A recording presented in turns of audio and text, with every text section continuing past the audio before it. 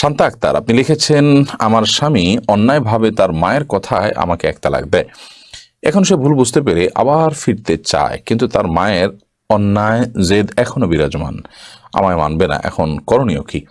মা যদি অন্যায়ভাবে তাকে তালাক দিতে বলে এবং মায়ের কথা প্ররোচিত তিনি এটি করে থাকেন, তাহলে একটা তালাক দিয়েছেন যেহেতু তিনি আবারও আপনার সাথে ঘর করার সুযোগ আছে। যদি 3 মাস পার হয়ে থাকে তাহলে এখন আগদ পরে নতুন বিয়ের মাধ্যমে আপনারা একসাথে থাকতে হবে। আর যদি 3 মাস না পার হয়ে থাকে তাহলে এখনই আপনারা শুধুমাত্র মৌখিক প্রত্যাহারের মাধ্যমে একে অন্যের সাথে থাকতে পারবেন। আপনার শাশুড়ি তিনি যদি অন্যায়ভাবে আপনার উপর অসন্তুষ্ট হন, ধরুন তার যৌতুকের ডিমান্ড আছে বা অন্য এমন ডিমান্ড আছে যেটি আসলে শরিয়া গ্রাহ্য নয়, তাহলে সেটি না পূরণ হওয়ার কারণে তিনি আপনার উপর অসন্তুষ্ট যদি হয়, তাহলে সেক্ষেত্রে আপনার স্বামী আপনার সাথে ঘর করতে পারেন এবং সংসার করতে পারেন, কোনো অসুবিধা নেই। এমনি সেলিম রেজা কাজল আপনি লিখেছেন যে জামা কাপড়ে পরে জামা কাপড় পরে সহবাস করা হয় সেই জামা কাপড় কি নাপাক হয়ে যাবে? অর্থাৎ যেটা পরে সেটা পরে নামাজ পড়া যাবে কিনা?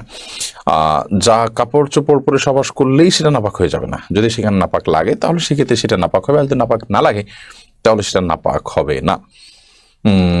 অতএব এটি নির্ভর করবে যে নাপাকটা লেগেছে কি লাগেনি তার উপরে।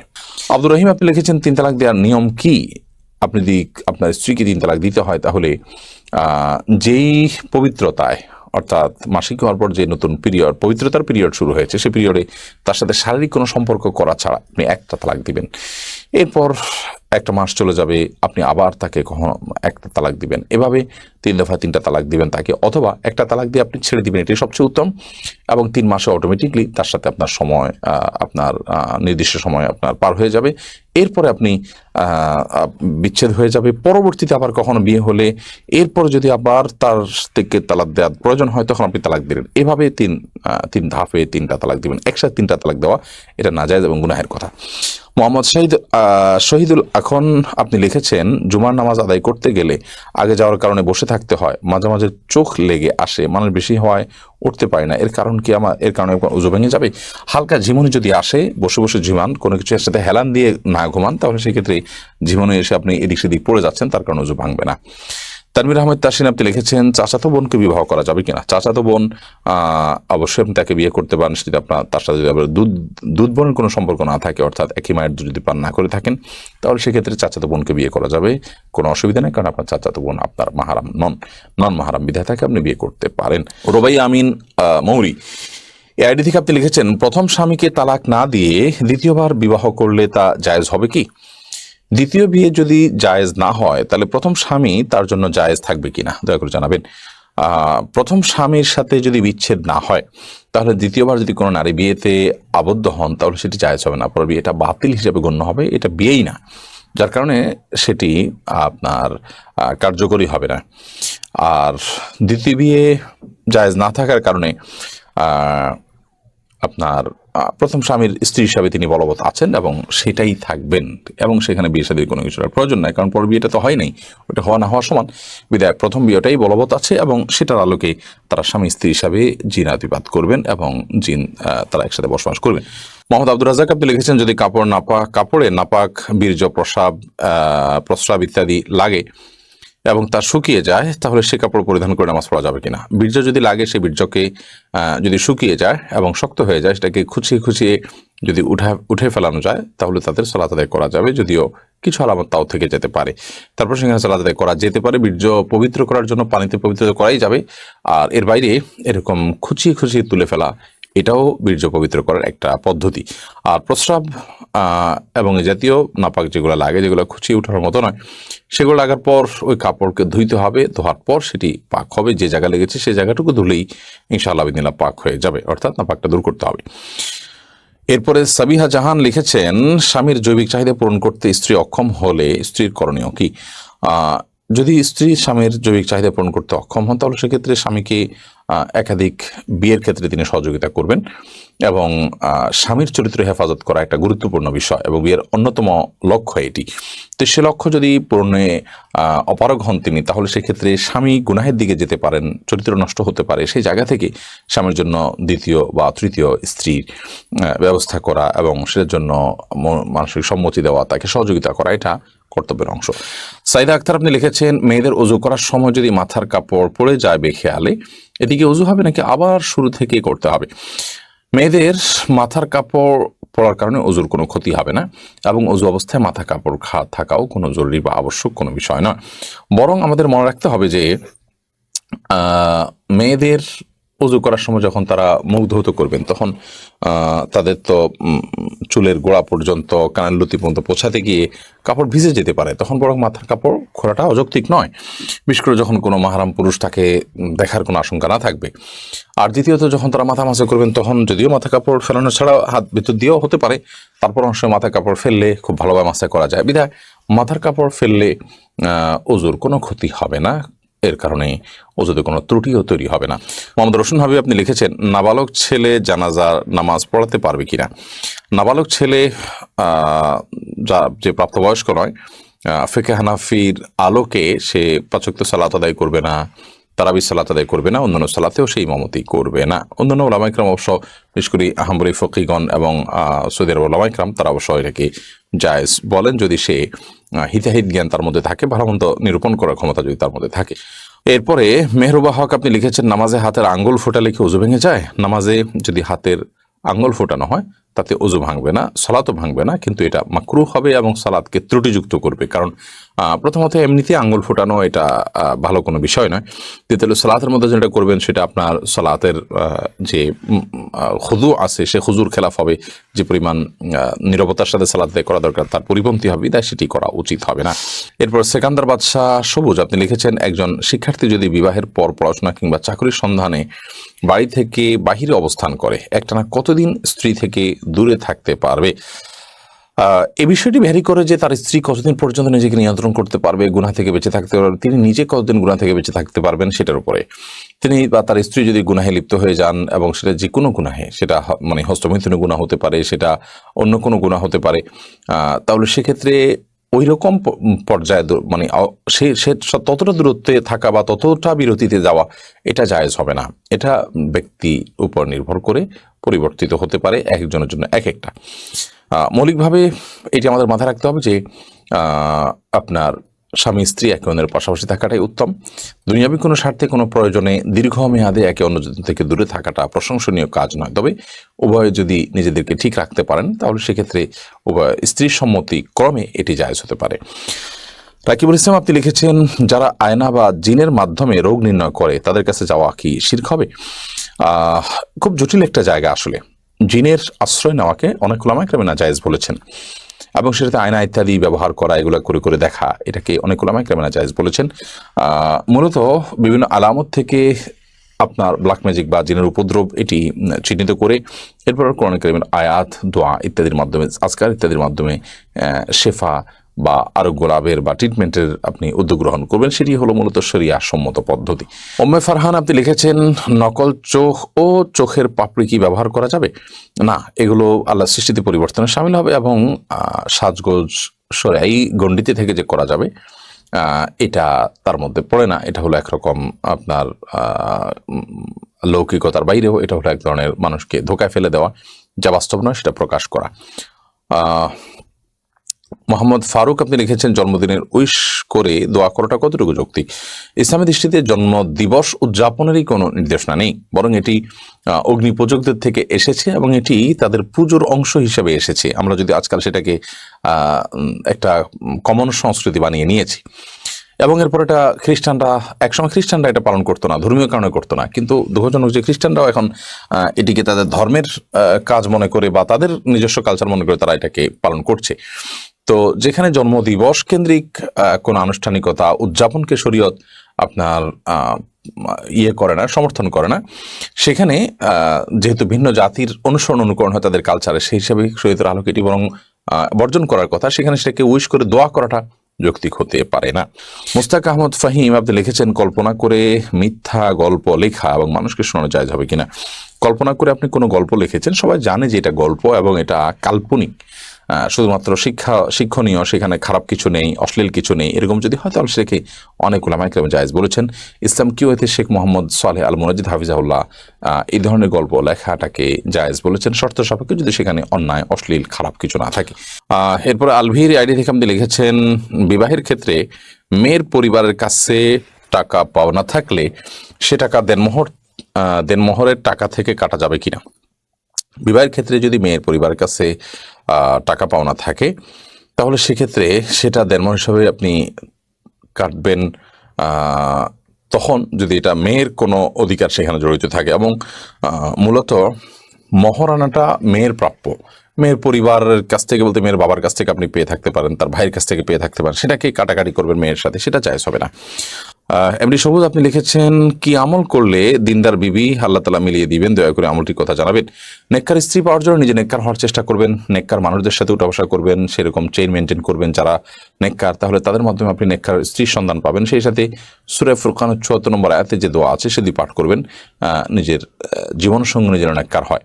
রব্বানা হাব লানা মিন আজওয়াজিনা ওয়া যুররিয়াতিনা কুররাতা আয়ুন ওয়াজআলনা লিল মুত্তাকিনা ইমামা, বিশেষ করে পড়বেন। সুমন ইসলাম আপনি লিখেছেন, ছাগলের বাচ্চাকে খাসি বানালে কি গুনাহ হবে? না, এর কারণে কোনো গুনাহ হবে না, এবং নবী আলাইহিস সালামের সময়ও আপনার পশুর মধ্যে এ ধরনের পরিবর্তন সাহাবায়ে কেরাম করেছেন, বিধায় এটা গুনাহের কোনো কারণ হবে না ইনশাআল্লাহ বিইذنিল্লাহ। এরপরে মোহাম্মদ রাসেল, হ্যাঁ, এর থেকে আপনি লিখেছেন, পালক মেয়ের সাথে নিজের পেটের ছেলের বিয়ে দেওয়া যাবে কিনা? হ্যাঁ, দেওয়া যাবে, যেহেতু পালক মেয়ে সে আপনার আসল মেয়ে না, অতএব তাকে আপনি পেটের ছেলের সাথে বিয়ে দিতে পারেন। হ্যাঁ, যদি আপনার পালক মেয়েটা আপনার দুধ সন্তান হয় বা দুধ সম্পর্কিত আত্মীয় হয়, যার সাথে বিয়ে বন্ধন আবদ্ধ হারাম, দুধের কারণে যে সম্পর্ক হয় সেটি যদি এই পর্যায়ে চলে যায়, ধরুন আপনি এই ছেলের বোনের দুধ আপনি পান করেছেন, তাহলে তো সে আপনার দুধ ভাই, যার কারণে তাকে আপনি বিয়ে করা জায়েজ হবে না।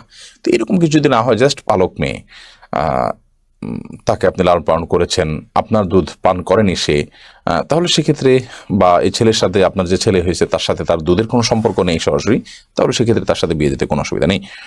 প্যারাডক্সিক্যাল জিনাত আইডি থেকে আপনি লিখেছেন, আমার জামাই বলে সিগারেট খাওয়া গুরুতর গুনাহ নয়, শুধু মাকরুহ। এ ব্যাপারে আপনি কিছু বলুন, আপনার আলোচনা শুনে তাকে ধূমপান থেকে বিরত রাখার চেষ্টা করব। দেখুন, সিগারেট খাওয়া বা ধূমপান করা এটা নিষিদ্ধ। আমাদের দেশের ওলামা ইকরাম মাকরুহ বলেন, কিন্তু আরব ওলামা ইকরাম এটাকে হারাম বলেন। এরাবিন স্কলাররা এটাকে হারাম বলেন। এর অন্যতম কারণ হলো যে এটি মানুষের জন্য ক্ষতিকর। আল্লাহ বলেছেন, লা তুলকু বিয়াইদিকুম ইলা তাহলুকা, তোমরা নিজেদেরকে ধ্বংসের দিকে ঠেলে দিও না। অতএব নিজেকে ক্ষতির মুখে ঠেলে দেওয়া, নিজেকে বিপদের মুখে ঠেলে দেওয়া, নিরেট ক্ষতি যেটাতে, এরকম কিছু গ্রহণ করানোর জন্য গুনাহের কথা। তাছাড়া ধোয়া এটা কোনো পান করার বস্তু নয়, বরং এটি জাহান্নামীদের শাস্তি দেওয়ার একটা মাধ্যম। এটা দিয়ে জাহান্নামীদেরকে শাস্তি দেওয়া হবে, বিধায় এটাকে উপভোগ করা বা এটাকে ইচ্ছাকৃতভাবে আপনার এটাকে পানীয় বানানো, সেই সাথে এটার কারণে মুখে প্রচণ্ড রকমের দুর্গন্ধ হয় ইত্যাদি নানা কারণে আরব ওলামা কেরাম এটাকে হারাম বলেন। আর মাকরুহ যে বলা হয়, এর মাকরুহ মানে এই না যে এটা করা যাবে, না করা উত্তম, ব্যাপারটা এরকম না। এটা করাটা গুনাহ, মাকরুহ মানেও গুনাহ। হয়তো যারা মাকরুহ বলেছেন সে সমস্ত ওলামা কেরামের মতে এটি কাবিরা গুনাহ নয়, কিন্তু এটাও গুনাহ, এটাও এর কারণে আপনার আমলনামাতে গুনাহ লেখা হবে। তাছাড়া কিছু কিছু গুনাহ আছে, কিছু কিছু পাপ আছে যে পাপের বহুমুখী ক্ষতি আছে। নবী সাল্লাল্লাহু আলাইহি ওয়াসাল্লাম বলেছেন, তাতাআযাল মালায়েকাতু বিমা ইয়াতাআযা বিহি বনু আদম, মানুষরা যে সমস্ত কিছু কারণে কষ্ট পায়, ফেরেশতারা সেসব বিষয়ের কারণে কষ্ট পায়। বিধায় আপনি যখন এই ধূমপান করবেন, আপনার মুখে দুর্গন্ধ হবে, এর কারণে ফেরেশতারা কিন্তু কষ্ট পায়। আপনি মসজিদে যান অথবা যেখানে যান, ফেরেশতা সর্বত্র থাকে, এর বহুবিধ ক্ষতি আছে। বিধায় একজন ইমানদার তার রুচি আরো সুন্দর, আরো উন্নত হওয়ার কথা। আল্লাহ তাআলা আমাদেরকে এই গুনাহ থেকে বেঁচে থাকার তৌফিক দান করুন। ফরহাদ আহমদ আপনি লিখেছেন, রজব মাস শুরু হলে একটা দোয়া পাঠ করা হয়, আল্লাহুম্মা বারিক লানা ফি রজাবা ওয়া শাবান, এটা কি সুন্নাহ সম্মত? আল্লাহুম্মা বারিক লানা ফি রজাবা ওয়া শাবান ওয়া বাল্লিগনা রমাদান। দোয়াটির অর্থ হলো, হে আল্লাহ, আপনি আমাদেরকে রজব এবং শাবানে বারাকা দান করুন এবং রমাদান পর্যন্ত আমাদেরকে পৌঁছে দিন, অর্থাৎ রমাদানের জন্য আমরা লাভ করি সেই তৌফিক দান করুন। এই দোয়া রজব মাসে শুরু হলে পাঠ করবে কিনা এ বিষয়ে বাইহাকি সহ বেশ কয়েকটি হাদিসি কিতাবে এই দোয়াটি বর্ণিত হয়েছে।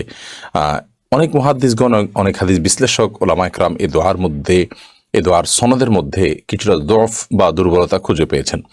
তাদের মতে এটি বিশুদ্ধতার মানদণ্ডে উত্তীর্ণ নয়। তবে দোয়াটির মর্ম এবং কথা বেশ চমৎকার এবং সুন্দর।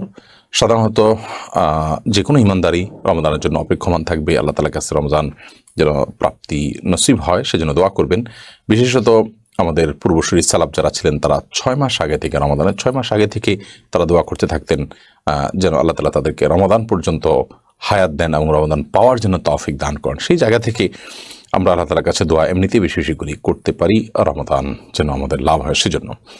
রিয়াদ ইয়াডি থেকে আপনি লিখেছেন, একটা ভিডিওতে দেখলাম হযরত মুহাম্মদ সাল্লাল্লাহু আলাইহি সাল্লামের দাঁত মোবারক চাদরে সংরক্ষণ করা আছে এবং সেটি বের করে ছাত্রদের সামনে দিল।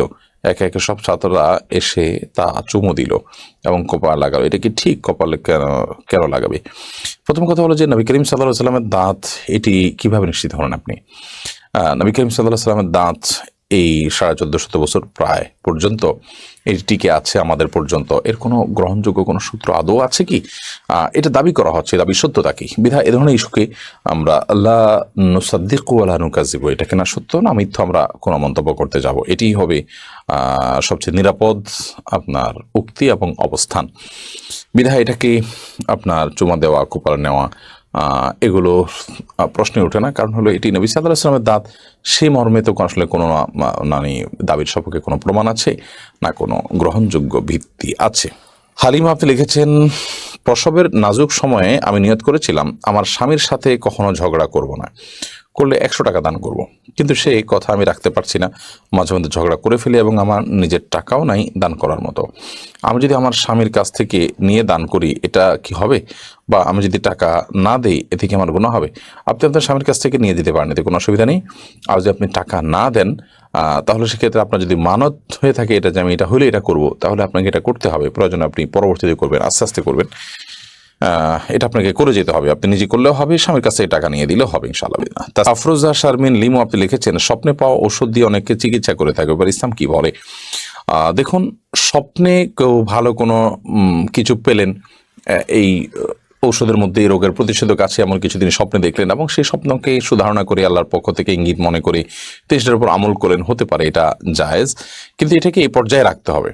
যদি এটাকে নিশ্চিত এই রোগের ওষুধ হিসাবে মনে করা হয় এবং রীতিমতো আপনার স্বপ্নের পাওয়া ঔষধগুলোকে বরকতময় মনে করে আমাদের দেশে আপনার অনেক কুসংস্কার প্রচলিত আছে, সেগুলো কিন্তু জায়েজ হবে না। ধরুন স্বপ্নে পেয়েছেন আপনি একটা গাছ শরীরে ঝুলিয়ে রাখতে হবে, তাহলে শরীরে ঝুলালে তো কোনো রোগের শেফা হতে পারে না। কোনো গাছের রসের মধ্যে কোনো রোগের উপকারিতা আজ যদি অভিজ্ঞতা দ্বারাও প্রমাণিত হয় সেটি স্বপ্নের পাশাপাশি, তাহলে সেটা হতে পারে একটা পর্যায় পর্যন্ত। বা অমুক আয়াত পড়ে আপনি ঝাড়ফুঁক করেছেন, আল্লাহ তাআলা আপনাকে শেফা দিয়েছেন, তো সেটা হতে পারে, এটা অভিজ্ঞতার আলোকে যদি প্রমাণিত হয়। কিন্তু আপনি গাছের একটা গুঁড়ি পেলেন, স্বপ্নে দেখলেন যে ওটা গায়ে ঝুলিয়ে রাখতে হবে তাহলে রোগ ভালো হয়ে যাবে, এটা তো সেই জিনিসটার অলৌকিক ক্ষমতার বিশ্বাস, কারণ এখানে কোনো লৌকিক কোনো উপকারিতা সেখান থেকে গ্রহণ করার ব্যবস্থা বা উপায় থাকছে না, যার কারণে এটি কুসংস্কার। এ ধরনের কুসংস্কার আমাদের সমাজে অনেকে আছে। এরপর একটা কথা জানতে হবে, তা হলো ইমানদারের স্বপ্ন বিভিন্ন সুসংবাদ বা দুঃসংবাদ ইমানদারকে সতর্ক করে থাকে, এটি যেমন সত্য, এবং ওহী বন্ধ হয়ে গেল ইমানদারদের সুসংবাদ বাহী স্বপ্নগুলো বাকি থাকবে, সেটি যেমন সত্য। সেই সাথে স্বপ্ন দিয়ে শরীয়তের কোনো কিছুই প্রমাণ হয় না, সেটিও কিন্তু আমাদের জেনে রাখতে হবে। বিধায় যদি কেউ স্বপ্নের মাধ্যমে এই জাতীয় কিছুকে প্রমাণ করতে চান তাহলে সেটি ভুল হবে, যে এটাই করণীয়, এটা আল্লাহর পক্ষ থেকে নির্দেশিত এবং এটাকে চূড়ান্ত মনে করেন। কারণ আপনার স্বপ্নটা শয়তান দেখাতে পারে, আল্লাহ তাআলা দেখাতে পারেন, জল্পনা কল্পনা হতে পারে, অন্য কোনো আজগাসু আহলাম হতে পারে। তো আপনি সেটাকে নিশ্চিতভাবে আল্লাহর তরফ থেকে পাওয়া স্বপ্ন হিসাবে মনে করে এটাকে আপনার রীতিমতো বাণিজ্যের একটা মাধ্যম বানিয়ে নেওয়া, সেটা মোটেও সঠিক নয়, যেটি আমাদের সমাজে অহরহ হয়। বর্ষামণি আপনি লিখেছেন, আমার 3টা মেয়ে সন্তান, ছেলে সন্তান লাভের কোনো আমল আছে কিনা? আপনি রব্বি হাবলি মিনাস সলিহিন এই দোয়া পড়তে পারেন, রব্বি লা তাযারনি ফারদা ওয়া আনতা খায়রুল ওয়ারিসিন এই দোয়া পড়তে পারেন। এই সমস্ত দোয়ার মাধ্যমে আল্লাহ তাআলা আপনাকে নিঃসন্তান লাভ করার সুযোগ দিবেন ইনশাআল্লাহ বিইذنিল্লাহ। জাবের আমিন আপনি লিখেছেন, আজানে ভুল হলে কি দ্বিতীয়বার আজান দেওয়া লাগে? না দিলে কি নামাজ হবে না? আজানে যদি কোনো বাক্য ছুটে যায়, আজানের মধ্যেই থাকেন, সেটা দোহরাই নিতে পারেন। আর যদি আজানের পরে মনে হয় তাহলে সেক্ষেত্রে আজানটা পুনরায় দোহরাই নেবেন। আজান যদি দোহরানো ছাড়াও নামাজ পড়েন নামাজ হয়ে যাবে, কিন্তু আজান দেওয়ার যে সওয়াব সেটা কিন্তু আর হলো না। এমডি শরীফ এবি আইডি থেকে আপনি লিখেছেন, আমি একটু মোটা হওয়ার কারণে ওয়াশরুমে হাই কমোড ব্যবহার করতে হয়। হাই কমোড ব্যবহার করলে অনেক সময় সেই কমোডের পানি শরীরে লেগে যায়। এখন কি শুধু পানি দিয়ে শরীরের ওই স্থান পরিষ্কার করলেই শরীর পাক হয়ে যাবে? প্রথম কথা হলো যে হাই কমোড ব্যবহারের সময় যদি নিচ থেকে পানি উঠে তাহলে সেক্ষেত্রে নাপাক আছে, সেই মিশ্রিত পানি ওঠার কারণে সেটা শরীরে লাগলে অবশ্যই নাপাক হবে। সেখানে আপনি স্প্রে দিয়ে যদি ধুয়ে ফেলেন ওই জায়গাটা, তাহলে সেক্ষেত্রে আপনার রানে বা যেখানে পানি লাগলো সেই জায়গাটা ধুয়ে ফেললে আপনার পাক হয়ে যাবে, কোনো অসুবিধা নেই। নোমান কানপুর ইয়ার্ডি থেকে আপনি লিখেছেন, ব্যাংকে টাকা রাখলে সুদী লেনদেনের সহযোগিতার গুণা হবে কিনা। ব্যাংকে টাকা রাখতে আমরা বাধ্য আজকাল অনেকটা, কারণ আমরা নিজের বাসা বাড়িতে টাকা রাখা নানা কারণে সেফ না। তো সেফটির জন্য আপনি ব্যাংকে টাকা রাখতেই পারেন, কিন্তু ইসলামী ব্যাংকগুলোতে টাকা রাখতে হবে আপনাকে, সুদী ব্যাংকগুলোতে না রেখে। এর অন্যতম কারণ হলো, সুদী ব্যাংকগুলোতে টাকা রাখা মানে হলো সুদের কারবারকে এক ধরনের প্রত্যক্ষ না হলেও পরোক্ষভাবে সহযোগিতা করা। পক্ষান্তর ইসলামী ব্যাংকগুলোতে টাকা রাখা মানে হলো আপনি সুদ যে হারাম সেটার বিরুদ্ধে যে ক্যাম্পেইন ইসলামী ব্যাংকগুলো করছে তার সাথে আপনি কিছুটা হলেও অংশগ্রহণ করা বা যোগ দেওয়া। সেই জায়গা থেকে আপনি সুদী ব্যাংকেও যদি ইসলামী উইং থাকে আপনি সেখানে টাকা রাখতে পারেন, বা কোনো ইসলামী ব্যাংক থাকে সেখানে আপনি টাকা রাখবেন।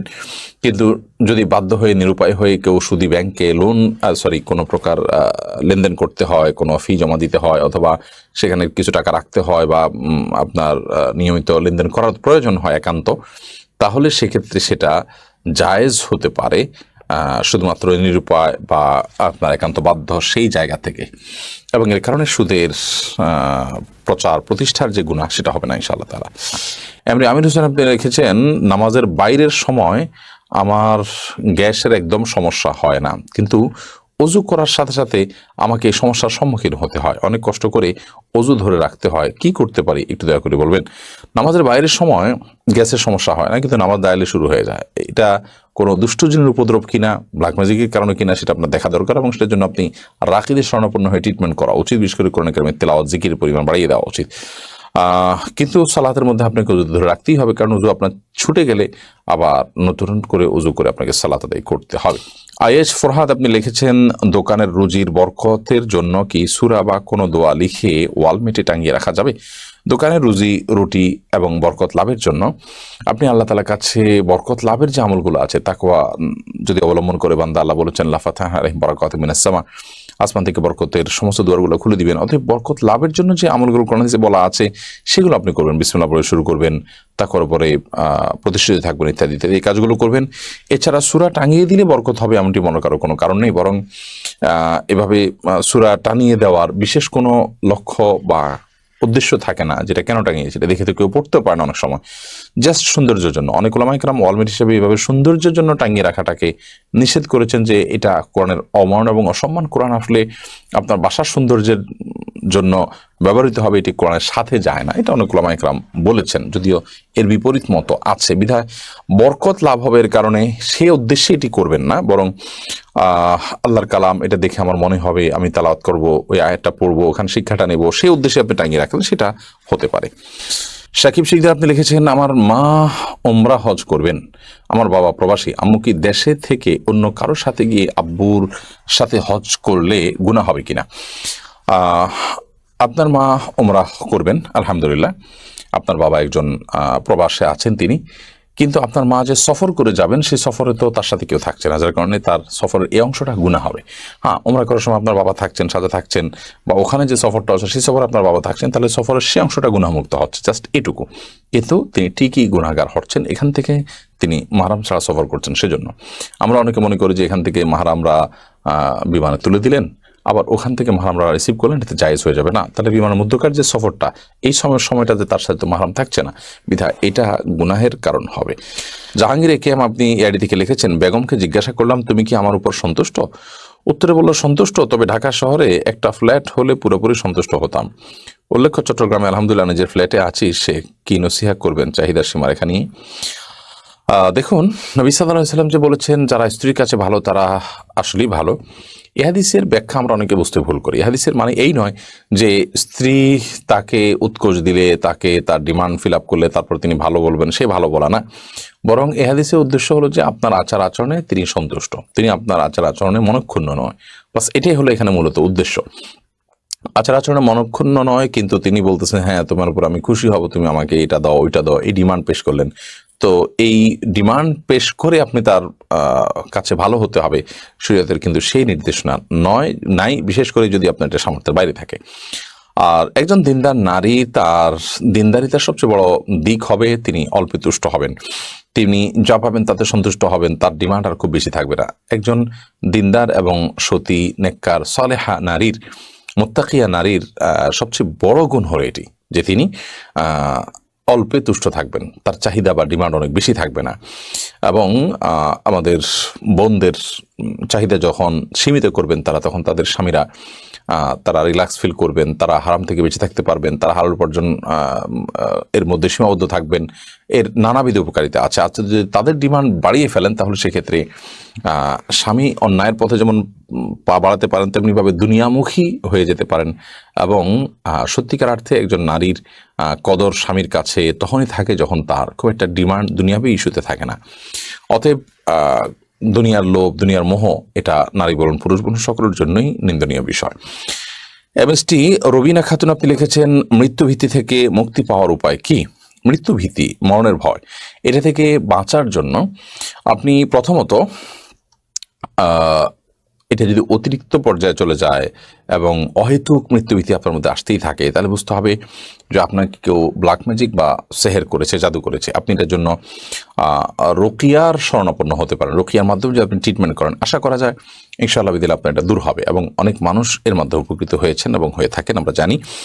বিধায় মৃত্যুভীতি যদি চূড়ান্ত পর্যায়ে এবং অনেক বেশি হয়, অস্বাভাবিক পর্যায়ে, তাহলে সেটার জন্য আপনি রুকিয়া করবেন বা মানসিক কোনো ডাক্তার দেখানোর প্রয়োজন হলে সেটি করতে পারেন। কিন্তু মৃত্যুভীতি সাধারণ পর্যায়ে যদি হয়, তো ইমানদারের মধ্যে মৃত্যুর ভয় তো থাকবেই, যে আমি মৃত্যু বরণ করব, আল্লাহর কাছে আমাকে যেতে হবে, আমি কি নিয়ে যাব, সেটা তো থাকবেই। সেটা আতঙ্কিত হওয়ার মতো বা জীবনযাত্রা ব্যাহত হওয়ার মতো যদি না হয়, তাহলে সেটা প্রশংসনীয়। বরং তামিম আলিফ আপনি লিখেছেন, আমি রাতে ঘুমানোর আগে অজু করে ঘুমাই, এই অজু দিয়ে ফজরের নামাজ পড়তে পারবো কিনা? রাতে আপনি ঘুমানোর আগে অজু করে ঘুমান, খুব ভালো কথা। কিন্তু আপনি যখন ঘুমিয়ে পড়েন তখন আপনার অজু ভঙ্গ হয়ে যায়। বিধায় এই অজু দিয়ে আপনি ফজর নামাজ কীভাবে পড়বেন? আপনাকে আবার ফজর নামাজ পড়তে হবে। মানুষ ঘুমিয়ে গেলে সেই ঘুম তার অজু ভঙ্গের কারণ হয়। রিফাত খান আপনি লিখেছেন, জানাজার নামাজে 5 তাকবীর হলে কি নামাজ কি ভুল হবে? জানাজার নামাজ তো 4 তাকবীরের সাথে পড়বেন, 5টা তাকবীর দিলে সেটা ভুল হবে। কিন্তু এখানে যেহেতু জানাজার নামাজ যদি সে দেশেও নাই, অতএব নামাজ হয়ে যাবে। এর কারণে নামাজ হবে না ব্যাপারটি সেরকম নয়, কিন্তু এটি ভুল। তামিম আলিফ আপনি লিখেছেন, রোজা রেখে থুতু গিলে ফেললে কি রোজা ভেঙে যাবে? রোজা রেখে যদি আপনি থুতু গিলে ফেলেন, রোজা ভাঙবে না। তবে থুতু একত্র করে এরপর আপনি গিলছেন, এরকমটি করা অনুচিত এবং মাকরুহ। তাসলিমা খানম আপনি লিখেছেন, রাতে কাপড় খোলা ছাদে নাড়া থাকলে সে কাপড়ে নামাজ হয় না, এর কতটুকু সঠিক? না, এরকম কোনো কথা সঠিক নয়।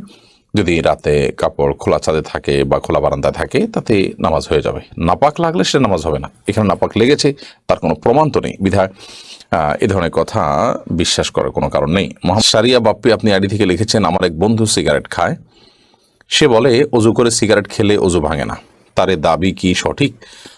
দেখুন, অজু করে সিগারেট পান করলে, ধূমপান করলে অজু ভাঙে না, এটা তো মোটা দাগে ঠিক আছে যে অজু করেছেন আপনি, অজু করার পর ধূমপান করেছেন, তাহলে সেক্ষেত্রে আপনার অজু ভাঙবে না। কিন্তু আপনার মনে রাখা উচিত যে আপনি যদি ধূমপান করেন তাহলে সেক্ষেত্রে অজু ভাঙার চেয়ে বড় কিছু আপনার ভেঙে যাবে। অজু ভাঙাতে তো গুনাহের ব্যাপার না, অজু ভাঙাতে কোনো গুনাহ হয় না। অজু ভাঙাতে একটা স্বাভাবিক প্রক্রিয়া, কারোর পেশাব মলমূত্র ত্যাগের কারণে তিনি অজু ভঙ্গ হয়ে গেছে, এর কারণে কোনো গুনাহ হবে না, তিনি আবার অজু করে ফেলবেন। কিন্তু আপনি যখন ধূমপান করবেন তখন আপনার তাকওয়া ভেঙে যাবে, আপনার গুনাহ হবে, যার কারণে সেটার কারণে আপনার শাস্তির মুখোমুখি হবে। অজু ভাঙার কারণে তো শাস্তির মুখোমুখি হতে হবে না। বিধায় ধূমপান করলে অজু ভাঙবে না, এটা ঠিক, কিন্তু তার চেয়ে বড় কিছু ভেঙে যাবে, অর্থাৎ আপনার নেকামল ভেঙে যাবে। বিধায় একজন ইমানদার সেটিকে ঠুনকোভাবে দেখার কোনো কারণ নেই। অজু ভাঙবে না বলে এটাকে ঠুনকোভাবে না দেখে, বরং এটার আরও যে ভয়াবহ দিক আছে সেটা আমাদের খেয়াল রাখা উচিত।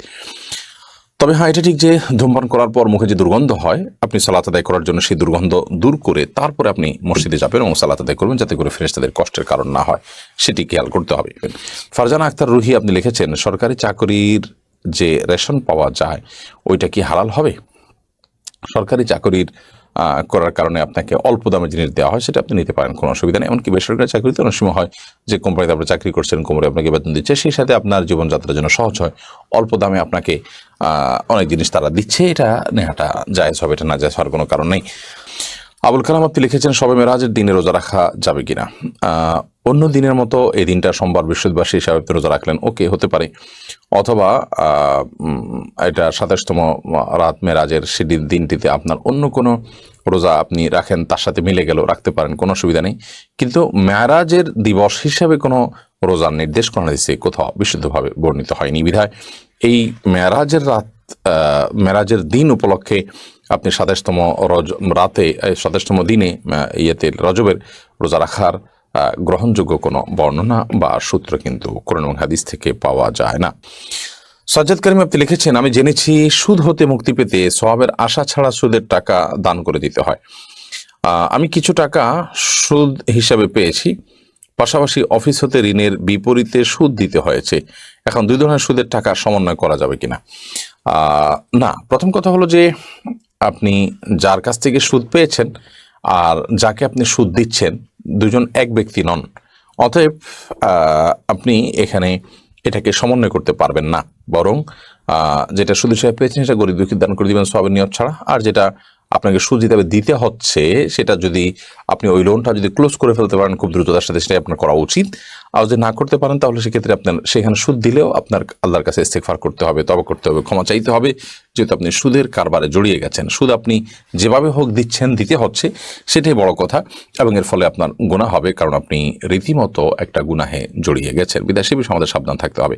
ফাহিম হাসান আপনি লিখেছেন, শুক্রবার বিকেলে আশীর্বাদ দুরূদ পাঠ করলে নাকি ৮০০ বছরের গুনাহ মাফ হয়। এই হাদিসটি বিশুদ্ধতার মানদণ্ডে উত্তীর্ণ না, বরং এটি খুবই দুর্বল পর্যায়ের হাদিস, যার কারণে এই হাদিসকে এইভাবে আপনার বিশুদ্ধ হাদিসের মতো করে মনে করার কোনো কারণ নেই, বরং এটি আমল করার মতো এরকম মানে গ্রহণযোগ্যতার লেভেল পর্যন্ত ওঠার মতো হাদিস আসলে এটি নয়।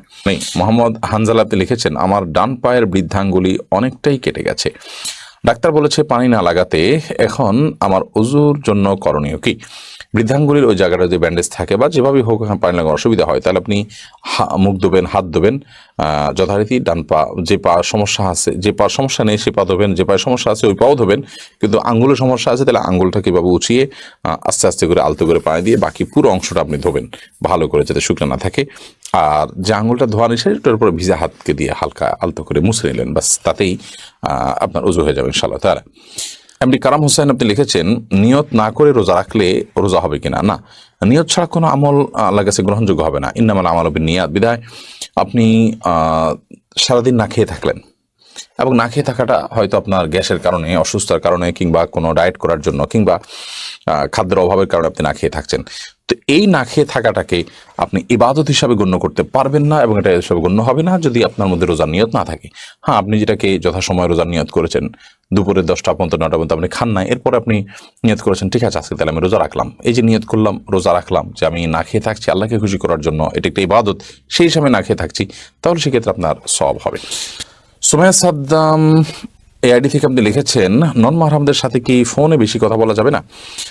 প্রয়োজনীয় কথা আপনি বলতে পারেন, সেক্ষেত্রে আপনি কথার মধ্যে কোমলতা সৃষ্টি করবেন না, কারণ আপনি কণ্ঠের মধ্যে যখন কোমলতা সৃষ্টি করবেন, আপনি যখন নরম সুরে কথা বলবেন, তখন সেক্ষেত্রে আল্লাহ তাআলা কোরআনে কারিমে যেটি বলেছেন যে ফায়াতমা আল্লাযী ফী কলবিহি মারাদ, যাদের অন্তরে রোগ আছে তারা আপনার এর কারণে তাদের অন্তরের মধ্যে বাজে চিন্তা আসবে এবং লোভ তৈরি হবে, গুনাহ হবে, জল্পনা কল্পনা হবে। সেজন্য আল্লাহ বলেছেন ফাল্লা তাখদা'না বিল কওল, তোমরা কথা বললে পরনারীর সাথে যখন পরপুরুষের সাথে যখন তোমাদের কথা বলতে হবে, ফাল্লা তাখদা'না বিল কওল, তোমরা কথাকে কোমল করবে না।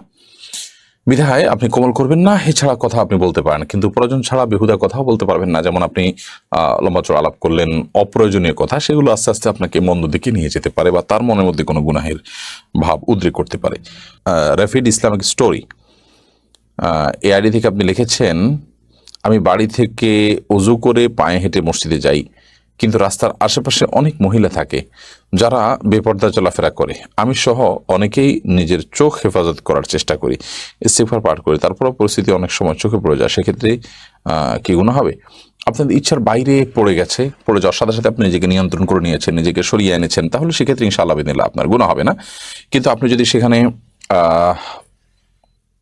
খুব বিশেষ মনোযোগ সহকারে দেখেন এবং গুরুত্ব সহকারে দেখেন এবং একবার নজর পড়ার পর আবারও আপনি সেই নজরটাকে কন্টিনিউ করেন, তাহলে সেটা জায়েজ হবে না। কারণ নবী করিম সাল্লাল্লাহু আলাইহি ওয়াসাল্লাম হযরত আলী রাদিয়াল্লাহু আনহুকে বলেছেন, ইয়া আলী লা তুতবিআন নাজরাতান ফাইন্না লাকাল উলা ওয়া লাইসা লাকাল আখিরা। হে আলী, তুমি কোনো পরনারীর দিকে দৃষ্টিপাত হয়ে গেলে একবার দেখার পর দ্বিতীয়বার তুমি দেখতে যাবে না, কারণ তুমি প্রথমবার যেটা ইচ্ছার বাইরে পড়ে গিয়েছিল সেটা তোমার জন্য জায়েজ হবে, হারাম হবে না, কিন্তু পরবর্তীটা হারাম হবে তোমার জন্য। বিধায় আপনি দেখেছেন, দেখার পর ওটা তাকিয়ে থাকলেন অপলকে, এই যে কন্টিনিউ করেন, এটা দ্বিতীয়বার দেখার সমতুল্য হবে। নজরুল ইসলাম আপনি লিখেছেন, রজব মাসে শবে মেরাজ নামে একটা রাত উদযাপন করা হয়, এটা শরীয়ী ভিত্তিক কতটুকু? রজব মাসে লাইলাতুল মেরাজ নবী সাল্লাল্লাহু আলাইহি ওয়াসাল্লামের ঘটেছে বলে আমাদের সমাজে বহুল প্রচলন রয়েছে, এবং রজব মাসের ২৭ তারিখে ২৭তম রাতকে লাইলাতুল মেরাজ বা শবে মেরাজ তথা মেরাজের রাত হিসাবে উদযাপন করা হয়ে থাকে। মূলত নবী করিম সাল্লাল্লাহু আলাইহি ওয়াসাল্লাম মেরাজ হয়েছে, ইসরা হয়েছে, এগুলো সত্য শুধু নয়, মহাসত্য। এবং এই মর্মে কোরআন কারিমেতে সূরা ইসরা বনী ইসরাঈলের শুরুতে আল্লাহ তাআলা ১৫ নম্বর পারা শুরুতে ইসরা সম্পর্কে আল্লাহ বলেছেন রাত্রিকালীন ভ্রমণ আল্লাহ তাআলা করিয়েছেন তাকে অলৌকিকভাবে। আবার মেরাজের বিষয়ে নবী সাল্লাল্লাহু আলাইহি ওয়াসাল্লাম বহু হাদিস বর্ণিত হয়েছে যে আল্লাহ তাআলা তাকে ঊর্ধ্ব জগতে উঠে নিয়ে গেছেন এবং আল্লাহ তার সাথে সাক্ষাৎ হয়েছে, জান্নাত জাহান্নাম তিনি অবলোকন করেছেন, সিদরাতুল মুনতাহায় গিয়েছেন এবং বিভিন্ন নবীদের সাথে আসমানে রাসূলদের সাথে সাক্ষাৎ হয়েছে। তো এই বিষয়গুলো তো সুপ্রমাণিত এবং এগুলোকে অস্বীকার করবার, অবিশ্বাস করবার সুযোগ নেই। কিন্তু মেরাজ রজব মাসেই হয়েছে এমনটি সুনিশ্চিত নয়, বরং বেশিরভাগ ইতিহাসবিদদের মতে মেরাজের মাসটি ভিন্ন। অনেকে এটাকে রবিউল আউয়াল মাসে বলেছেন, অনেকে অন্যান্য মাসে কথা বলেছেন, রজব মাসের কথাও কোনো কোনো ইতিহাসবিদরা বলেছেন। কিন্তু ২৭তম তারিখেই রজবের মেরাজ হয়েছে, এটাকে চূড়ান্তভাবে যেভাবে আমাদের সমাজে বলা হয়ে থাকে আসলে এভাবে এমনটি প্রমাণিত নয়। বিধায় রজব মাসের এই ২৭তম রাতকে মেরাজের রাত হিসাবে উদযাপন করা, প্রথমত এই রাত্রিতে মেরাজ হয়েছে সেটিরই কোনো আপনার নিশ্চিত কোনো তথ্য নেই।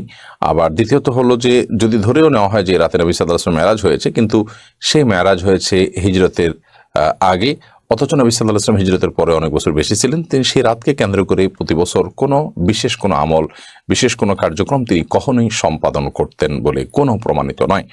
যার কারণে একজন ইমানদার এই রজব মাস উদযাপনের নামে ২৭তম রজনীতে রাত জেগে ইবাদত করা বা এটাকে কেন্দ্র করে কোনো বিশেষ কর্মসূচি পালন করা, এটি কোরআন বা হাদিস দ্বারা সমর্থিত নয় এবং নির্দেশিত নয়।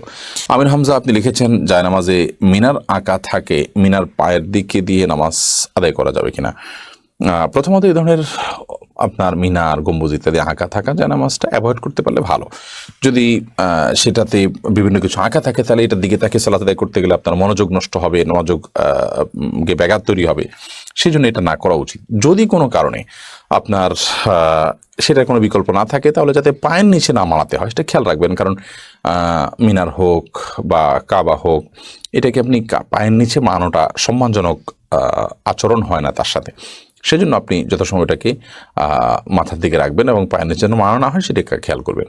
রুহুল আমিন আপনি লিখেছেন, মেরাজের শিক্ষা ও নির্দেশনা কি? মেরাজের সবচেয়ে বড় শিক্ষার বিষয় হলো যে সলাতের গুরুত্ব এত বেশি যে আল্লাহ তাআলা সলাতের নির্দেশ দেওয়ার জন্য তিনি তার কাছে ডেকে নিয়ে গেছেন এবং ৫০ ওয়াক্ত সলাতের নির্দেশ দিয়েছেন, সেখান থেকে আল্লাহ তাআলা কমাতে কমাতে ৫ ওয়াক্তে এনেছেন এবং এই ৫ ওয়াক্ত যে আদায় করবে তাকে ৫০ ওয়াক্তেরই সওয়াব দেওয়া হবে বলে আল্লাহ তাআলা ওয়াদা করেছেন। বিধায় মেরাজের সবচেয়ে বড় শিক্ষা হলো যে সলাতের গুরুত্ব কত বেশি সেটা আমরা শিখতে পারি মেরাজ থেকে, এবং সেই সাথে মেরাজের মাধ্যমে আল্লাহ তাআলা তাকে, নবী সাল্লাল্লাহু আলাইহি ওয়াসাল্লামকে কিছু কিছু অপরাধের শাস্তি কেমন হবে তার ডামি আল্লাহ তাআলা দেখিয়েছেন, তার মুখ আল্লাহ তাআলা দেখিয়েছেন, এবং সেটির মাধ্যমে সে সমস্ত অপরাধগুলোর ভয়াবহতাও আমরা আঁচ করতে পারি, অনুমান করতে পারি।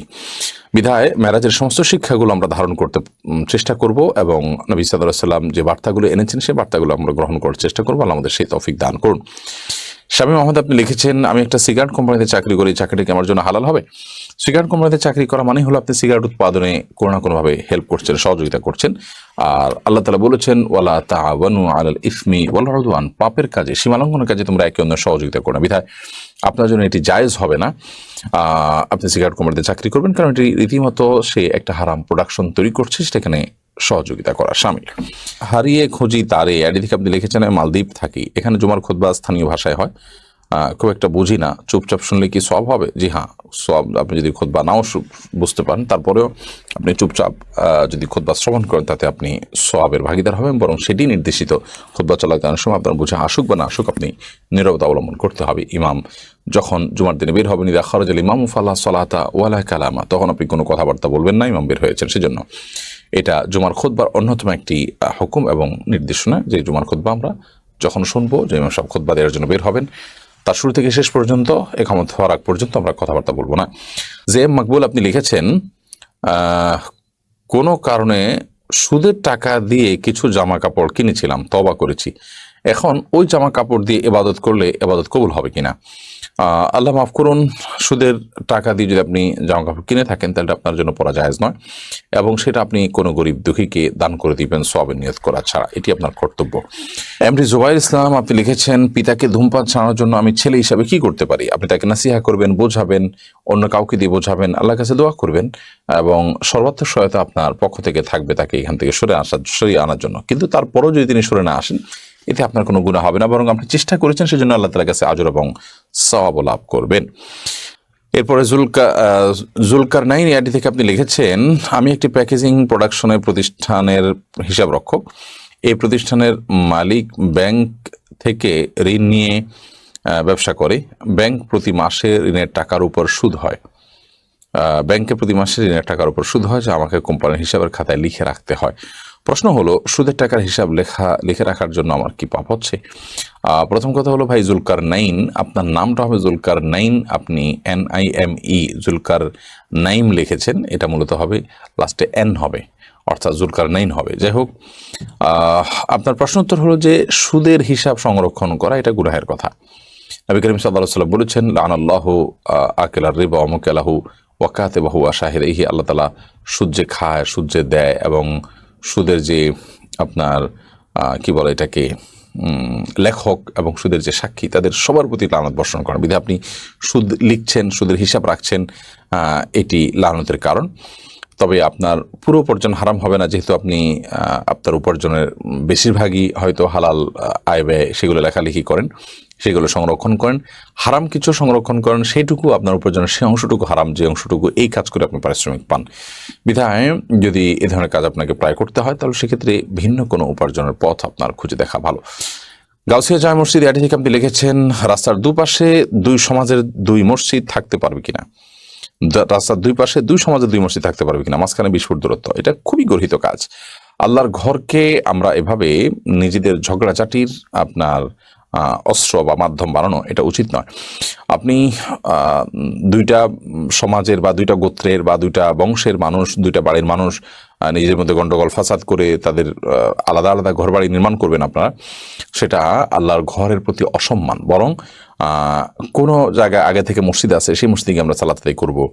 তাতে ওই মসজিদ কর্তৃপক্ষ যারা পরিচালনা করছেন বা যাদের বাড়ির সামনে মসজিদ, তাদের সাথে শতমত পার্থক্য থাকুক, তারপরেও সালাত আদায় করব, এবং তারাও এখানকার সকল সালাত আদায়কারীকে অ্যাপ্রিসিয়েট করবে, শ্রদ্ধা প্রদর্শন করবে আল্লাহর ঘরের মেহমানদেরকে, তাদের সাথে কোনো প্রকার খারাপ আচরণ করবে না। এটি উভয় পক্ষেরই কর্তব্যের অংশ।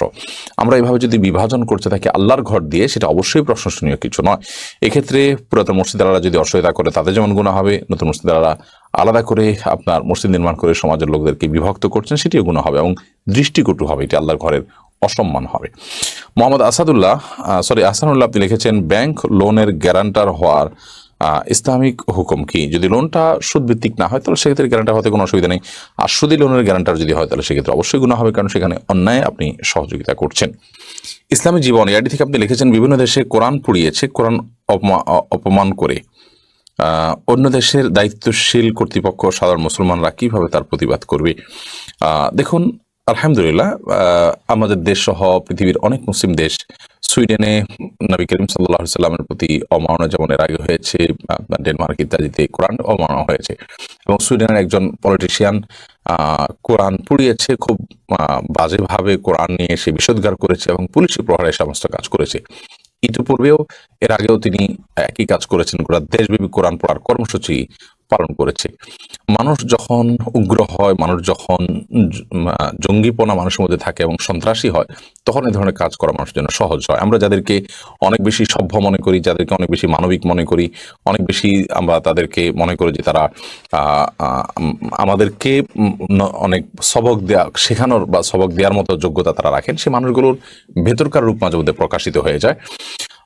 মত প্রকাশের স্বাধীনতার নামে তারা মুসলমানদের ইমান নিয়ে চিনিমিনি খেলবে, মুসলমানদেরকে অপমান করবে, মুসলমানদেরকে আঘাত দিয়ে কথা বলবে, অথচ তারা কখনো বলতে পারবে না যে মুসলমানরা কোথাও কোনোদিন এই ধরনের জাতীয় পর্যায়ে পুলিশি প্রহরায়, রাষ্ট্রীয় পৃষ্ঠপোষকতায় কোন ধর্মের মানুষের ধর্মগ্রন্থে আগুন লাগিয়েছে বা এ ধরনের পৈশাচিক কর্মকাণ্ড করেছে, এমনটি কেউ দেখাতে পারে। বিচ্ছিন্ন ঘটনা হতে পারে, কিন্তু এরকম মোটা দাগে এবং রাষ্ট্রীয় পৃষ্ঠপোষকতায় এ ধরনের কর্মকাণ্ড ইতিপূর্বে ফ্রান্সে হয়েছে, আমরা দেখেছি।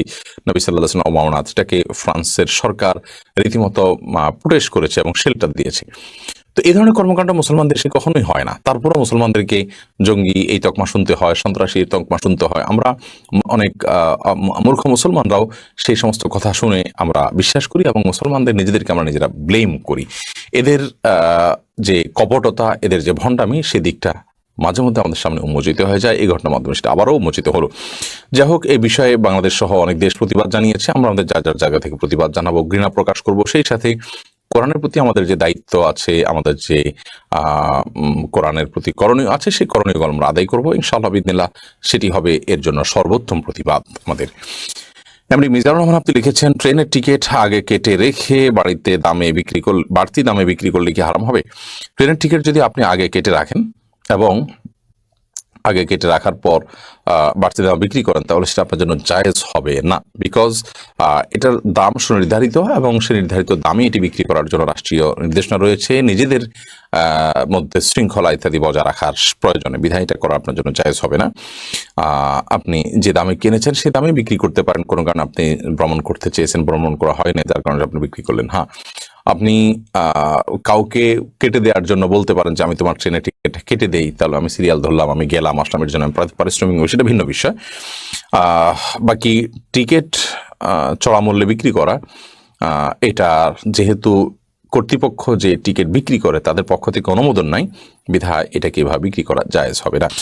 মোহাম্মদ আলী আপনি লিখেছেন, দুনিয়ার প্রতি আমার মোহ চলে এসেছে, এই সম্পর্কে কিছু বলবেন?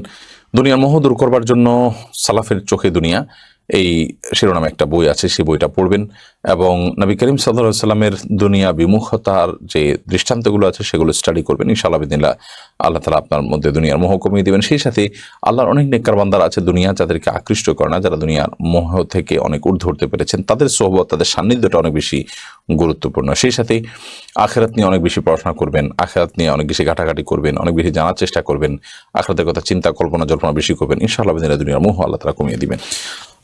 মোহাম্মদ শাহাদাত আপনি লিখেছেন, জীববিজ্ঞান বইয়ে এমন অনেক কিছু রয়েছে যা ইসলাম সমর্থন করে না, কিন্তু এগুলো না পড়লে পরীক্ষায় মার্কস কম আসতে পারে, এক্ষেত্রে করণীয় কি? আপনি জাস্ট ধারণা নিলেন যে কি কি আসছে ইসলাম বিরোধী এবং সেটার প্রতি আপনার অমত থাকলো এবং সে অসত্যকে অসত্য, ভুলকে ভুল হিসাবে জানলেন। সেই জায়গা থেকে আপনি জাস্ট লিখলেন তথ্য আকারে যে বই এভাবে লেখা আছে, সেই হিসাবে লিখতে পারেন, গুনাহ হবে না ইনশাআল্লাহ বিদিনিল্লাহ। মেহেদী হাসান আপনি লিখেছেন, নেকি ও সওয়াবের, সওয়াব কি এক জিনিস? একই জিনিস। সওয়াব আরবিতে বলা হয়, নেকি সাধারণত উর্দু বা হিন্দিতে বলা হয়।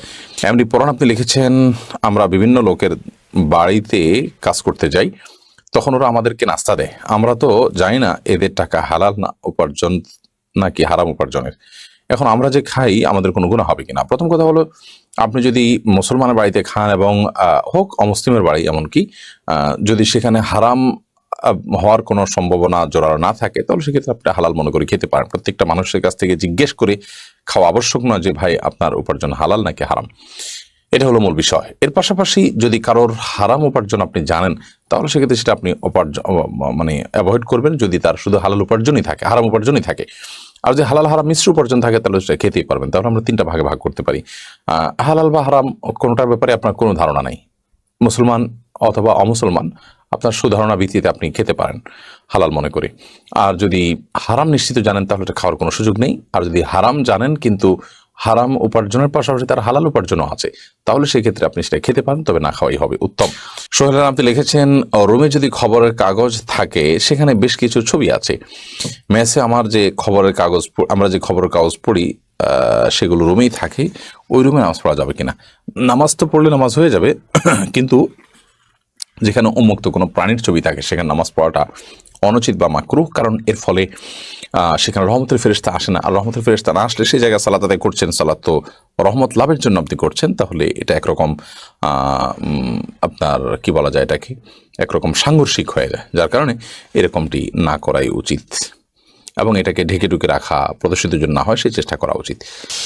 এরপর শামির রহমান লিখেছেন, জাকাতের টাকা কি আপনাদের ফাউন্ডেশনে দেওয়া যাবে? অবশ্যই আসন্না ফাউন্ডেশন জাকাতের টাকা গ্রহণ করে এবং আমরা স্বাবলম্বীকরণ যে প্রজেক্ট হাতে নিয়েছি, যার মাধ্যমে এবছর 2000 মানুষকে আমরা অভাবী মানুষকে রিক্সা কিনে দিচ্ছি এবং তাদেরকে দিনই শিক্ষা দেওয়ার ব্যবস্থা আমরা গ্রহণ করেছি, এটি জাকাতের ফান্ড থেকেই। এবং আলহামদুলিল্লাহ আমরা স্বাবলম্বীকরণ অংশ হিসেবে অনেকগুলো কাজ, বৈচিত্র্যময় কাজ, নানা রকমের কাজ আমরা ইতিমধ্যে হাতে নিয়েছি। বিধায় আপনাদের জাকাতের টাকা অবশ্যই আসলে ফাউন্ডেশনকে অর্পণ করতে পারেন। আপনাদের জাকাতের টাকা শতভাগ আমরা গরিব অভাবী মানুষের জন্য খরচ করি, জাকাতের হকদারের জন্য খরচ করি। এমনকি এটার যে প্রসেসিং কস্ট আছে সেটা ফাউন্ডেশনের জেনারেল ফান্ড থেকে যায়, যাতে করে আপনাদের জাকাতের সবগুলো টাকাই অভাবী মানুষরা পায়। এমডি আমিন আপনি লিখেছেন, আমার মা আর ভাবি কয়েকদিন পরেই ঝগড়া করে, এখন আমার করণীয় কি?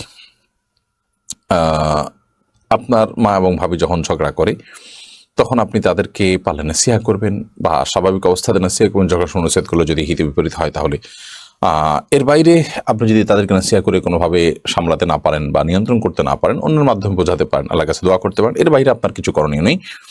এরপরে যদি তারা একই কাজে পুনরাবৃত্তি করতে থাকে, আল্লাহর কাছে তারা গুনাহগার হবে। এরপরের প্রশ্ন হলো শাহনাজ আক্তার শানু, এআইডি থেকে আপনি লিখেছেন, আমার ছোট ছোট বাচ্চা, একটাই ঘর, তাই ওদের নিয়েই নামাজ আদায় করতে হয়। অনেক সময় ওরা মারামারি করে, আমি বাধ্য হয়ে ধমক দেই, এতে কিছুক্ষণের জন্য চুপ থাকে, আমার কি গুনাহ হবে? সালাতের মধ্যে যদি তারা ডিস্টার্ব করে তাহলে আপনি ধমক দিতে পারবেন না, বরং আপনি সালাত চালিয়ে যাবেন এবং বাচ্চাদের এতটুকু আপনার এতটুকু তাদের ডিস্টার্বটা আপনি সহন করতে হবে, আপনাকে সহ্য করতে হবে।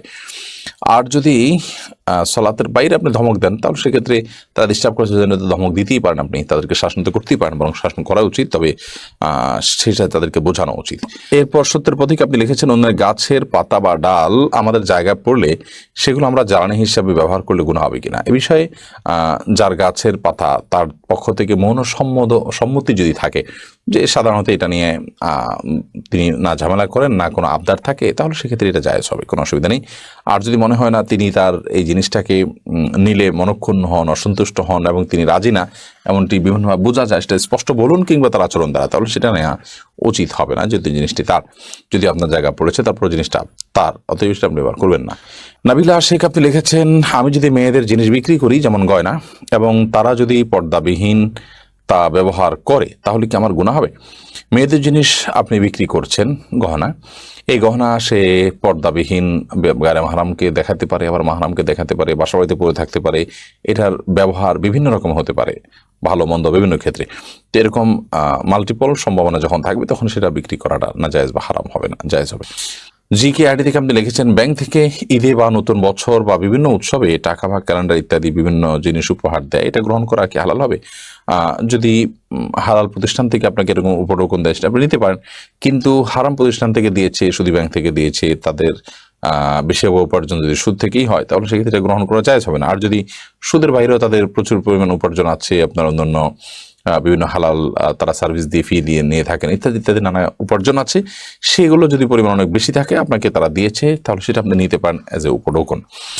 সাইদ আলম আপনি লিখেছেন, আমি একজন ক্লাস ক্যাপ্টেন, আমাদের স্কুলে ছেলে মেয়ে উভয় পড়াশোনা করে, আমি চাই না কোনোভাবেই মেয়েদের সাথে কথা বলতে। এখন আমি ক্লাসের কোনো কাজ বা পড়ার বিষয়ে মেয়েদের সাথে কথা বলতে হলে আমি দ্বিধাবোধ করি, আমি দায়িত্ব ছেড়ে দিতে চাই, কিন্তু স্যাররা রাগ করেন, এখন আমার করণীয় কি? ক্লাস ক্যাপ্টেন হিসাবে আপনার মেয়েদের সাথে যদি একান্ত প্রয়োজনীয় কথা বলতে হয়, পর্দার সাথে, স্বাধীনতার সাথে, পর্দার বিধান মেনে আপনি তাদের সাথে কথা বলতে পারেন। এবং আপনার মধ্যে যে দ্বিধা কাজ করছে সেটা ইমানই কারণে, ইমানই লাজুকতা বলা হয় এটাকে। তো এই দ্বিধা, এটা প্রশংসনীয় দ্বিধা, বিশেষ করে আপনি ইমানের কারণে, তাকওয়ার কারণে, শরিয়ার নির্দেশনার কারণে আপনি এই লাজুকতা আপনার মধ্যে থাকছে। যদি এমন হয় যে এই দায়িত্ব পালন করতে গিয়ে আপনার গুনাহে লিপ্ত হতে হচ্ছে এবং আপনি নিজেকে নিয়ন্ত্রণ করতে পারেন না, তাদের সাথে কথাবার্তা বলতে বলতে আপনার মধ্যে হারাম কল্পনার জগতে আপনি প্রবেশ করে যান, তাহলে সেক্ষেত্রে স্যাররা রাগ করলেও স্যারদেরকে বিনয়ের সাথে বুঝিয়ে আপনি আপনার পথ থেকে সরে আসার চেষ্টা করবেন।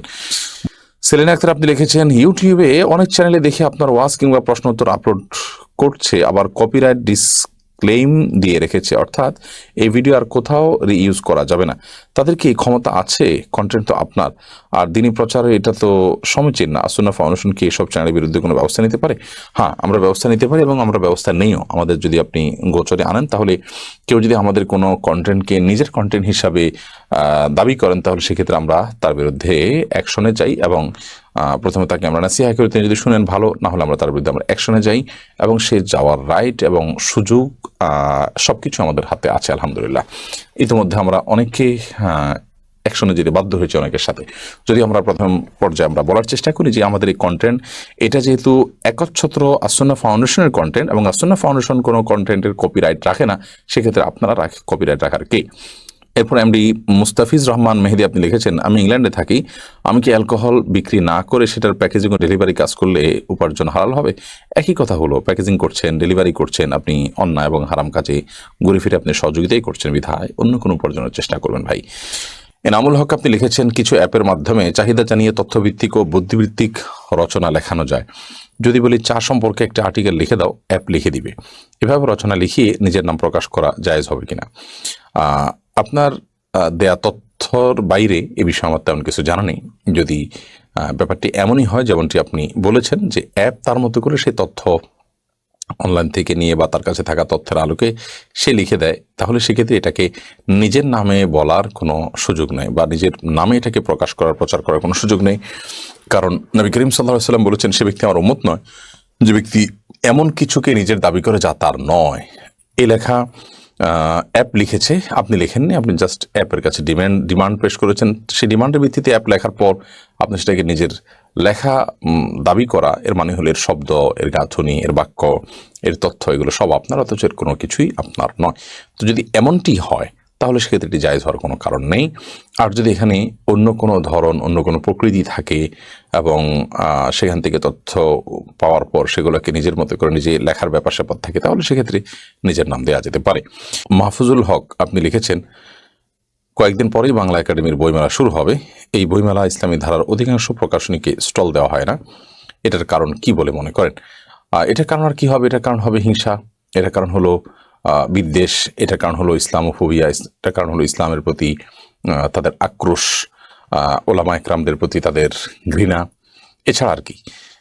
তা না হলে বই তো বই, সেটা ইসলামিক বই হলে সেটাকে মেলায় স্থান দিবে না, এটা কেমন মানসিকতা? বিশেষ করে ইসলামী প্রকাশক যারা আছেন তাদের মধ্যে হাতে গোনা কয়েকজনকে দিয়ে, আর ইসলামী প্রকাশনার জগতের যে বিশাল একটা সাইড রয়েছে তাদেরকে অনেকটা ইগনোর করা হয় এবং অনেকগুলো বড় বড় ইসলামী ধারার প্রকাশনী আছে, তাদেরকে গ্রহণযোগ্য কোনো কারণ ছাড়াই তাদেরকে মেলায় স্টল দেওয়া হয় না, বরাদ্দ দেওয়া হয় না। এটি এক ধরনের স্বেচ্ছাচারিতা। এই সমস্ত কাজের মাধ্যমে মানুষকে ইসলাম থেকে দূরে সরানো যেমন যাবে না, তেমনিভাবে এই সমস্ত কাজের মাধ্যমে মূলত নিজেরা আস্তে আস্তে আস্তে আস্তে নিজেদের গণ্ডিটাকে সীমাবদ্ধ করে ফেলবে। আলহামদুলিল্লাহ, মানুষ ইসলামী বই প্রচুর পরিমাণে কিনে। ইসলামী বই যদি বাংলা একাডেমির বইমেলাতে না পাওয়া যায়, তাতে মানুষ বই কিনবে না, ব্যাপারটি এমন নয়, বরং তার চেয়ে অনেক বেশি কিনবে। আমরা আশা করব বাংলা একাডেমি কর্তৃপক্ষ তাদের বইমেলাতে অন্যান্য প্রকাশনীর মতো ইসলামী বইগুলোর, ইসলামী প্রকাশনীর স্টলগুলোকে তারা স্থান দিবে এবং এক্ষেত্রে কোনো প্রকার বিমাতা সুলভ আচরণ করবে না।